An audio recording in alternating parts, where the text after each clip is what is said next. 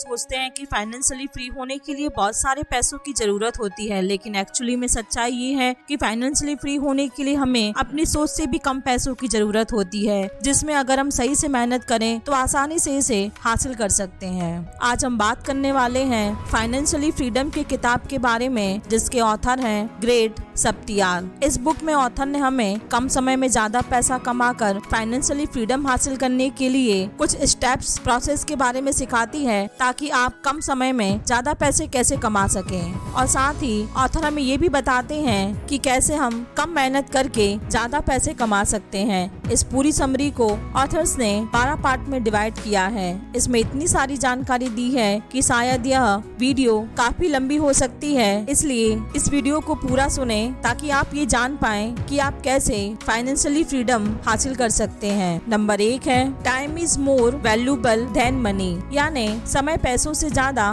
मूल्यवान है। आपको जल्दी रिटायर होना चाहिए और आप कैसे जल्दी रिटायर हो सकते हैं। इस अध्याय में ऑथर बताते हैं कि पैसा अनलिमिटेड है और टाइम लिमिट है, तो आप अपना समय बर्बाद न करें। ऑथर बताते हैं कि एक एवरेज पर्सन के पास अपनी लाइफ में सिर्फ 25,000 दिन होते हैं एडल्ट लाइफ जीने के लिए, और यही इस बुक का पर्पस भी है कि हमें ऑथर जल्द से जल्द रिटायर होने में मदद कर सकते हैं, ताकि हम अपनी यंग एज का मजा ले सकें। यहाँ पर रिटायरमेंट का मतलब यह नहीं है कि आपको कभी काम नहीं करना पड़ेगा, बल्कि यह है कि आपको पैसों के लिए कभी काम नहीं करना पड़ेगा। इसी पर्पस के लिए ऑथर हमें रिटायर होने वाले ट्रेडिशनल तरीकों की बजाय एक नई इंफॉर्मेशन वर्ल्ड की अपॉर्चुनिटीज का फायदा उठाते हुए जल्दी रिटायरमेंट प्लानिंग करने की सलाह देते हैं, क्योंकि ट्रेडिशनल रिटायरमेंट प्लान में 3 समस्या होती है। नंबर 1, ये हर किसी के लिए काम नहीं करता है। नंबर 2, ट्रेडिशनल रिटायरमेंट प्लानिंग में लगभग पूरी एडल्ट लाइफ बीत जाती है, तब कहीं जाकर आप 60 या 65 की एज में रिटायर होते हैं। नंबर 3 है कि आप इसमें जल्दी से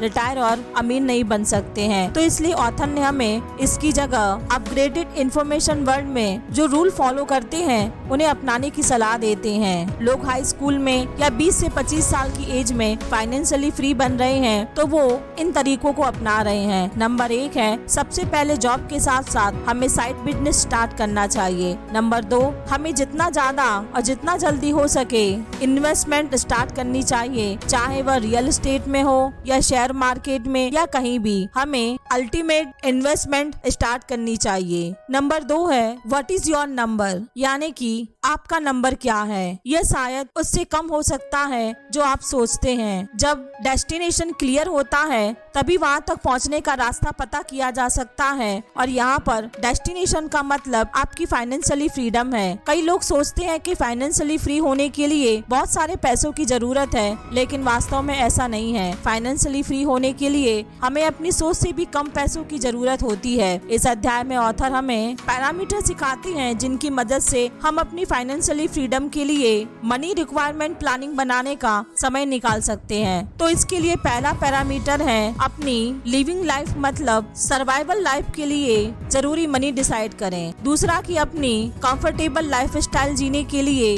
जरूरी मनी प्लानिंग करें। तीसरा यह कि बिना काम करे रिटायरमेंट के समय आप कितने रुपए मंथली कमाना चाहते हैं। चैप्टर नंबर 3 है where are you right now, यानी आप अभी कहाँ हैं। अपने फाइनेंस को क्लियर करें, मतलब कि आप मनी के टर्म में और फाइनेंशियली हैबिट के टर्म में फाइनेंशियली किस लेवल पर हैं, ये डिसाइड करें और क्लियरिटी के साथ इसका पता करें। सबसे पहले यह पता करें कि आपकी मंथली एक्टिव और पैसिव इनकम कितनी है। दूसरी, अपनी नेटवर्थ का पता करें। नेटवर्थ का पता करने के लिए आप अपने सभी एसेट में से अपनी सभी लायबिलिटीज को माइनस करें, तो आप फाइनल नेटवर्थ कैलकुलेशन पर पहुंच जाएंगे। तीसरा, अपनी फाइनेंशियली हैबिट का पता करें। इसमें सबसे पहले आप यह पता करें कि पैसों को लेकर आप क्या महसूस करते हैं। एक बार फाइनल डिसीजन लेने के बाद आप उसे कितने समय तक पूरा कर लेते हैं। कहीं ऐसा तो नहीं है कि फाइनेंशियली डिसीजन लेने के बाद आप उसे पूरा नहीं करते हैं। और earning, saving, money making, business और इन्वेस्टमेंट के बारे में आपका थॉट प्रोसेस क्या है, इन सभी का पता करें और जितना जल्दी और जितनी अच्छी तरह से हो सके रिच हैबिट को अपनी लाइफ में अफोर्ड करने की कोशिश करें। चौथा, अपने प्रोफेशनल स्टेटस का पता करें कि अभी आप कहाँ पर हैं, मतलब जॉब कर रहे हैं या स्टार्टअप बिजनेस है या कोई बड़ा बिजनेस है, इसका पता करें और अपने आगे आने वाले 2, 3 या 5 साल में आप कहाँ और प्रोफेशनली किस लेवल पर पहुंचकर लोगों को कैसे फायदे पहुंचाएंगे, अपने बिजनेस को बढ़ाने वाले हैं, इसका पता करें। नंबर 5 है, आप अपनी सेविंग और इन्वेस्टमेंट करते हैं और आपकी डिफाइंड डेटा पर फाइनेंशियली फ्री होने के लिए आपको कितनी सेविंग और इन्वेस्टमेंट की रिक्वायरमेंट है, इसका पता करें। नंबर 6 है, फाइनेंशियली फ्रीडम अचीव करना, इसका पता करें कि अभी आप फाइनेंशियली किनसे सलाह लेते हैं, अपने दोस्तों से, फैमिली मेंबर से, रिलेटिव से जो खुद फाइनेंशियली स्ट्रगल कर रहे हैं या उनसे जो अपने जीवन में फाइनेंशियली स्टेबल हैं, और ये डिसाइड करें कि आपको फाइनेंशियली फ्री होने के लिए किन से फाइनेंशियली सलाह लेने की जरूरत है। चैप्टर नंबर 4 है नेक्स्ट लेवल मनी, यानी पैसा अगले स्तर का। वेल्थ को तेजी से कैसे क्रिएट करें। पैसा इन्वेस्ट करने के बहुत तरीके होते हैं, लेकिन सारे 3 प्रिंसिपल पर डिपेंडेंट होते हैं। पहला, इनकम की आप कितने पैसे कमाते हैं। दूसरा, खर्च की इनकम से कितने पैसे खर्च करते हैं। और तीसरा है सेविंग, कि उसमें से आप वेल्थ बनाने के लिए कितनी सेविंग और इन्वेस्टमेंट करते हैं। तो इसलिए वेल्थ क्रिएट की प्लानिंग करते समय आपको इन तीनों को ध्यान रखना चाहिए और मैक्सिमम सेविंग और इन्वेस्टमेंट पर फोकस करना चाहिए। आइए एक एक करके जल्दी से वेल्थ क्रिएट करने के तरीके को डिस्कस करते हैं। पहला है एंटरप्राइज माइंड डेवलप करें, मतलब अपने हर घंटे हर मिनट की अर्निंग को कैलकुलेट करें और उसके अकॉर्डिंग प्लान करें कि आप कितने पैसे कमाना चाहते हैं और उसके लिए आपको हर घंटे कितने पैसे कमाने की जरूरत है। दूसरा है अपनी 9 से 5 तक की नौकरी का ऑप्टिमाइज करें। इसका मतलब है कि आप अपनी जॉब को देखें, आप कितनी अर्निंग कर रहे हैं और आप कितना समय दे रहे हैं। हमेशा याद रखें, क्योंकि टाइम लिमिट होता है, इसलिए जॉब पर आप सीमित पैसे ही कमा सकते हैं और इसलिए अगर आप ज्यादा पैसे कमाना चाहते हैं तो जॉब के साथ साथ एक साइड बिजनेस शुरू करना बहुत जरूरी है। तीसरा है अपना साइड बिजनेस शुरू करें। अपने इनकम सोर्स को डाइवर्सिफाई, यानी कि अलग अलग जगह से कमाने के लिए जॉब के साथ साथ एक साइड बिजनेस शुरू करें। चौथा है अपने साइड बिजनेस को पैसिव इनकम में बदलें। इसके लिए आप साइड बिजनेस को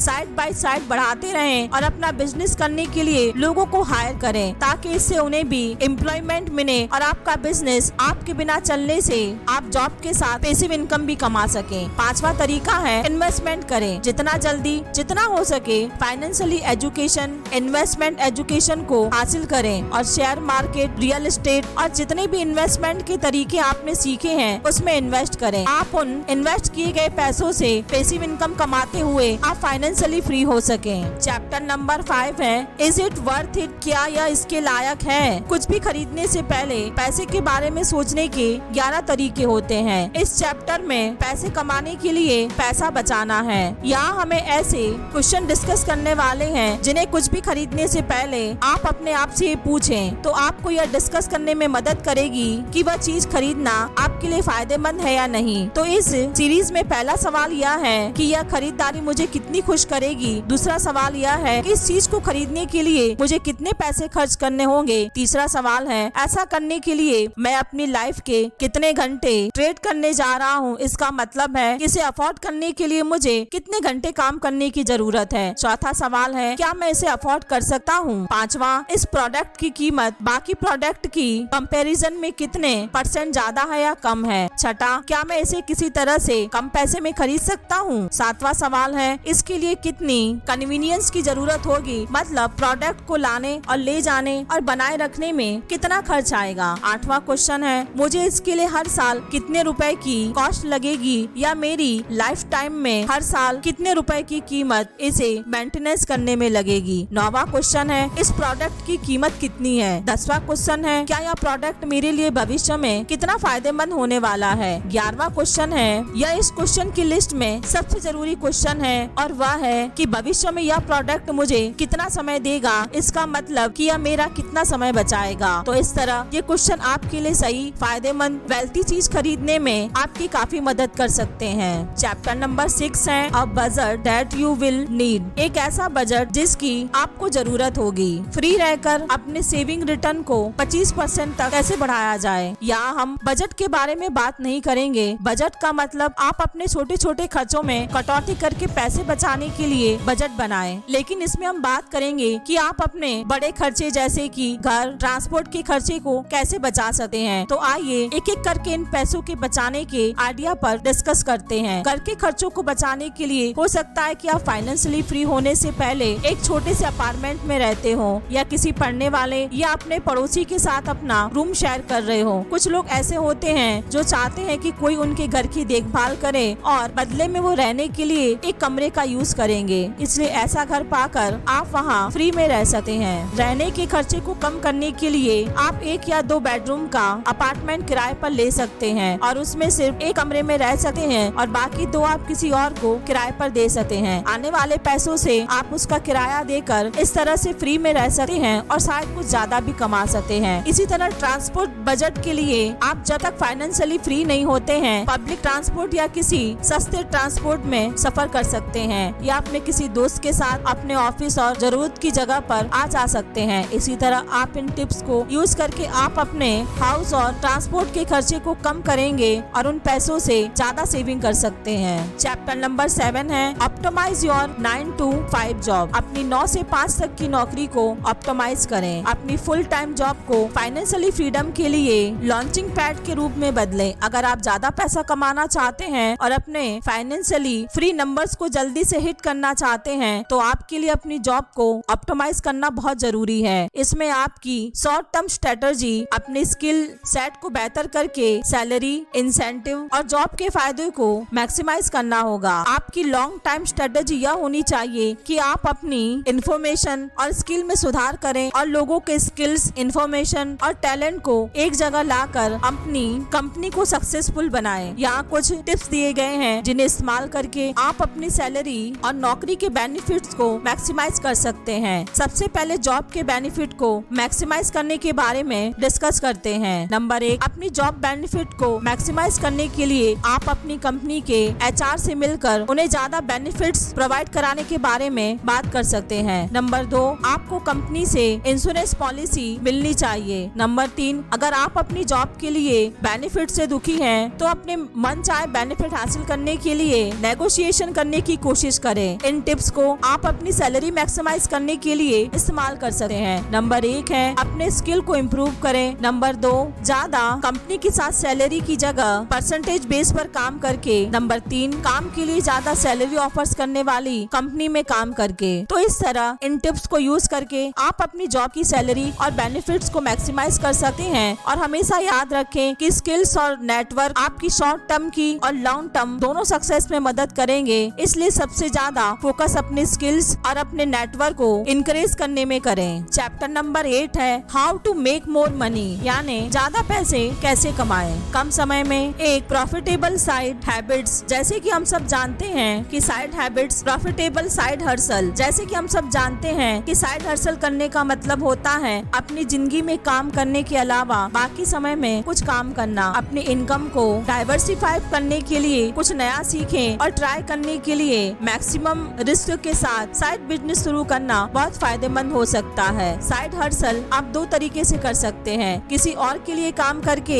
या अपने लिए काम करके। अगर आप अपने लिए काम करते हैं तो आप काफी सीखेंगे और आपको काफी खुशी महसूस होगी। लेकिन अगर आप किसी और के लिए काम करेंगे तो आपको सिर्फ पेमेंट मिलेगी जैसे कि जॉब में मिलेगी। ऐसे में आगे बिजनेस और इन्वेस्टमेंट के लिए काम करने के लिए समय न मिल पाने की वजह से शायद फाइनेंशियली फ्री होने के रास्ते में आपके लिए मुश्किल आ जाएगी। इसलिए साइड हर्सल में आपको सबसे पहले बिजनेस करने को प्रायोरिटी देनी चाहिए। साइड बिजनेस या साइड वर्क करने के लिए आप इन टिप्स को अपनाकर काफी आसानी से डिसीजन ले सकते हैं। सबसे पहले अपने पैशन को ढूंढें और उसके लिए लोगों को फायदा पहुंचाने के लिए अपना स्किल डेवलप करने के लिए साथ साथ कोई काम शुरू करें। दूसरा, काम शुरू करने के बाद उसको एक मनी अर्निंग प्लेटफॉर्म में कन्वर्ट करें और इसके लिए आप इन साइड टिप्स की मदद ले सकते हैं ताकि आप अच्छी पेमेंट मार्केट से डिमांड कर सकें। नंबर 1 है सबसे पहले कस्टमर को कॉम्पिटिटर्स से अच्छी सर्विस और बेनिफिट्स देने के लिए अपने स्किल को बेहतर बनाएं। नंबर 2 है फिर उतनी थोड़ी कम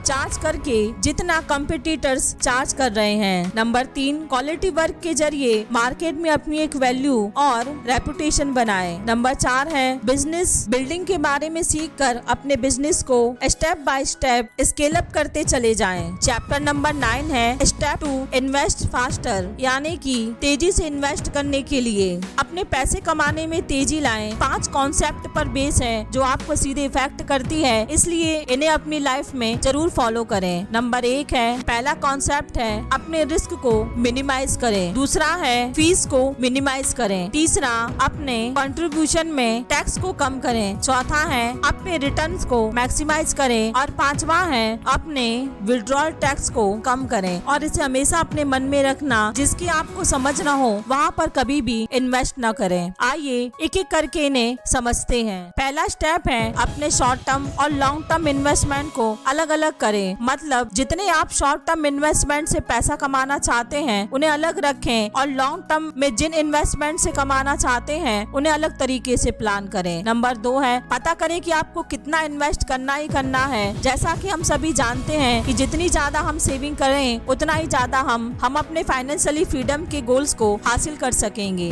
जितनी ज्यादा हम सेविंग करेंगे उतना ही ज्यादा अपने फाइनेंशियली फ्रीडम्स के गोल्स को, इसलिए इसका प्लान बनाएं कि कितना पैसा लगाकर आप सेव और इन्वेस्ट करने वाले हैं। नंबर 3 है, टारगेट एसेट एलोकेशन को डिसाइड करें। मतलब आप अपने इन्वेस्टमेंट इनकम में से कितने % इनकम को किस जगह, मतलब stock, bond, real estate, business आदि में इन्वेस्ट करने वाले हैं, इसकी प्लानिंग करें। नंबर 4 है, सही इन्वेस्टमेंट को चुनें। इन्वेस्टमेंट करते समय 2 बातों का ध्यान रखें। सबसे पहले अपनी मनी सिक्योर रखें, और दूसरा, आपके टारगेट डेटा तक इतने पैसे बढ़ने की संभावना हो जितना कि आप चाहते हैं। नंबर 5 है, अपने टैक्स एडवांटेज अकाउंट को मैक्सिमाइज करें। टैक्स आपके फ्यूचर इन्वेस्टमेंट अर्निंग का बहुत बड़ा हिस्सा ले सकता है, इसलिए जरूरत है कि टैक्स को शुरू से ही मैक्सिमाइज करने की प्लानिंग की जाए। इसके लिए आप tax free contribution investment account खुलवा कर ऐसा कर सकते हैं जिसमें आपको इन्वेस्टमेंट के समय टैक्स नहीं देना होगा। चैप्टर नंबर 10 है, हाउ टू टर्न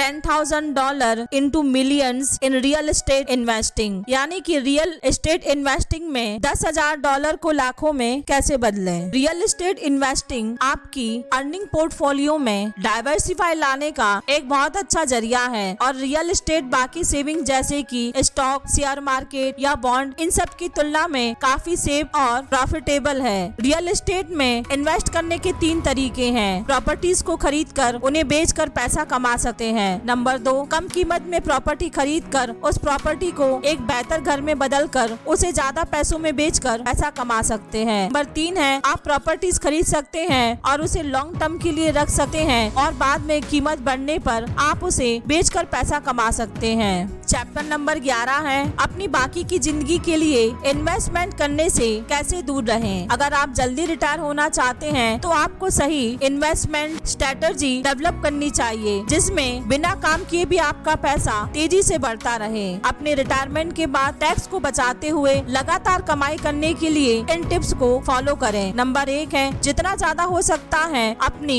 इन्वेस्टमेंट से दूर रहे। नंबर 2 है, टैक्स सेविंग करने के लिए मैक्सिमम कोशिश करें। नंबर 3 है, मैक्सिमम टैक्स एडवांटेज अकाउंट में मनी विड्रॉल करें। नंबर 4 है, आप एडवांटेज विड्रॉल स्ट्रेटजी का भी इस्तेमाल कर सकते हैं। और फाइनेंशियली अगर आप जल्दी रिटायर होने का प्लान बना रहे हैं तो रिटायर होने के बाद अपना एक क्लियर फोकस सेट करें। रिटायरमेंट के बाद जाने कि आप क्या करना चाहते हैं। उदाहरण के लिए जैसे दुनिया घूमना चाहते हैं या इसी तरह कुछ और रिटायरमेंट के बाद सबसे पहले अपना पैशनेट काम कुछ महीने या साल के लिए करें, ताकि आप जल्दी रिटायरमेंट को महसूस कर सकते हैं, जो दुनिया के कुछ % लोगों को ही मिलती है, क्योंकि फ्रीडम अनलिमिटेड है, और जब आप इसे खेलते हैं तो आप भी असीम बनने लगते हैं। और आखिर में चैप्टर नंबर 12 है, कैसे मैंने 5 साल में $2 से $1 मिलियन कमाए। यहाँ ऑथर्स हमें ये दिखाते हैं कि कैसे उन्होंने इन 7 स्टेप्स को फॉलो करके $2 से 5 साल के अंदर $1 मिलियन की नेटवर्थ बनाई। स्टेप नंबर 1 है, आपका नंबर क्या है। आपको फाइनेंशियली फ्री होने के लिए कितने पैसों की जरूरत है, इसका पता करें। स्टेप 2 है, कैलकुलेट करें कि आप आज कहाँ हैं। इसकी कैलकुलेशन के लिए आप अपनी नेटवर्थ कैलकुलेट कर सकते हैं। स्टेप नंबर 3 है, कंसिस्टेंटली मनी के बारे में अपनी थिंकिंग को अपग्रेड करते रहें। स्टेप नंबर 4 है, ज्यादा खर्च करने का बजट बनाने के लिए मैक्सिमम सेविंग और इन्वेस्टमेंट करने की प्लानिंग करें। स्टेप नंबर 5 5 है 9 से 5 तक के जॉब से बाहर निकलने की कोशिश करें और इसकी प्लानिंग करें। स्टेप नंबर 6 है प्रॉफिटेबल साइड बिजनेस स्टार्ट करें और अपने इनकम सोर्स को डाइवर्सिफाई करें। ज्यादातर लोग ऐसा नहीं करते हैं, बल्कि वो अपने साइड टाइम को किसी और के लिए जॉब करने में लगा देते हैं या बर्बाद करते हैं। स्टेप नंबर 7 है जितना जल्दी हो सके इन्वेस्टमेंट स्टार्ट करें और जितना जल्दी हो सके उतना करें, क्योंकि जब आप पैसों को इन्वेस्ट करेंगे तो आपका पैसा ज्यादा पैसा बनाएगा। एक समय पर जॉब पर बिना अपना समय दिए आप फाइनेंशियली इन्वेस्टमेंट के जरिए पैसा कमा सकते हैं। तो दोस्तों, ये थी हमारी आज की audio book summary financially freedom. क्या आपको भी लगता है कि कभी न कभी आप ऐसे लेवल पर पहुंच पाएंगे जहां आपको पैसों को लेकर कोई चिंता नहीं होगी? और इन सभी सवालों का जवाब आपको मेरी आज की ऑडियो बुक समरी सुनने के बाद आपको जरूर मिलेगा। और साथ ही आप अपनी लाइफ में फाइनेंशियली फ्री कैसे हो पाएंगे, ये भी हमने आज सीखा। तो दोस्तों, आज की मेरी ऑडियो बुक समरी आपको कैसी लगी मुझे कमेंट करके जरूर बताइए। साथ ही मेरे चैनल को लाइक, शेयर और सब्सक्राइब कीजिए और अपने दोस्तों के साथ शेयर करना ना भूलें। धन्यवाद।